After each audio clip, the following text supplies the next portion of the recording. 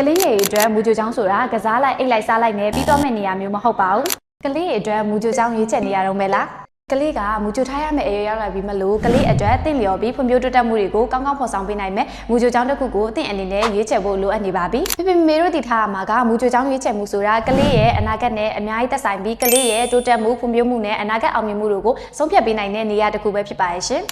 ကိုယုံကြည်မှုနဲ့ပြဿနာတွေကိုအပြေရှာတက်လာမယ့်နေရာပြုစုပြောင်းထောင်သူတွေနဲ့တငယ်ချင်းတွေနဲ့အတူခင်မှုတွေနဲ့လူမှုဆက်ဆံရေးကိုပုံမတည်ဆောက်လာနိုင်မယ့်နေရာမိဘတော်တော်များများကဒီလိုမျိုးမူကြိုချောင်းကိုရှာတွေ့ဖို့အတွက်အခုဒီအခက်တွေ့နေတော့မှာပဲဒါပေမဲ့နန်းချောင်းကိုရှာတွေ့သွားပြီဆိုတာနဲ့တင့်ကလေးအတွက်အသင့်တော်ဆုံးနဲ့အတူတက်ဆုံးမူကြိုချောင်းကိုရှာတွေ့သွားပြီပဲဖြစ်ပါတယ်